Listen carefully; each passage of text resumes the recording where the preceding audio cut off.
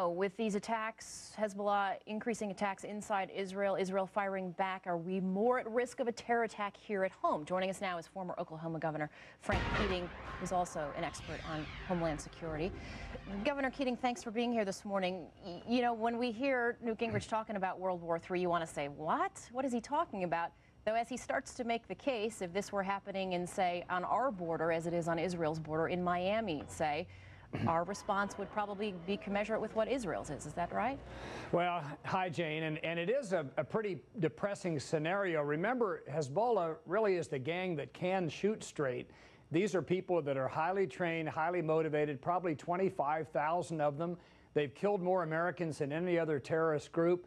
And they are well funded by Iran. And with $78 oil, that's a lot of funds. So clearly, Hezbollah in the United States, and there have been cells identified and people arrested and deported, is a real threat to us.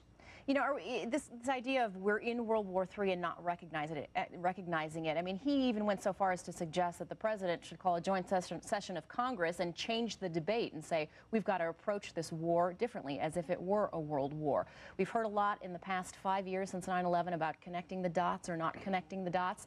Is that a case of what's happening with our homeland security and our war on terror globally?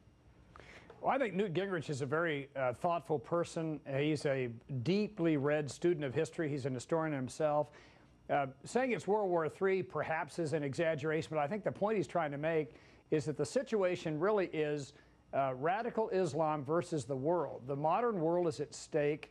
The modern world is at risk because these individuals with nuclear weapons, biological, chemical weapons can do real havoc to the world as we know it. So to suggest that we need to be motivated and energized to protect ourselves and defend ourselves, I think the speaker is right on. You know, Governor, it used to be that we would watch these Mideast conflicts and they were contained there. They were far removed from us. We were a friend of Israel. We would support Israel, but we wouldn't have to worry about its effect here in the United States. Can we legitimately today, though, ask the question is how does it affect our homeland? Could it mean more terror attacks here at home? Would it inspire somebody here, for instance? Well, Jane, anytime you have people that are mad, anytime the news, Fox News, showing explosions and deaths overseas, you have people on all sides of an issue who get very motivated and very focused and very angry. So within the United States, we are an immigrant country. We have wonderful people here, Muslim communities that are fully Americanized, but there are people. Look at in Great Britain, for example,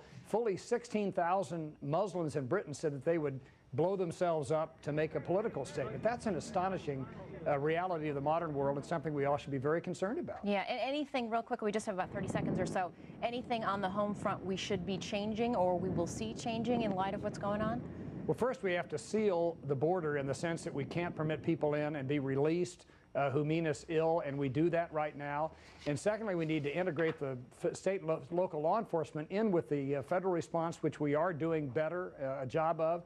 But remember, most cops are locals and state police. They need to know what's going on. And thirdly, we need to energize the American people to understand that we are at risk and that they need to be good citizens and report things that are suspicious, because sometimes something suspicious may be very bad. All right, former Governor Frank Keating, as always, we appreciate it. Thank you very much.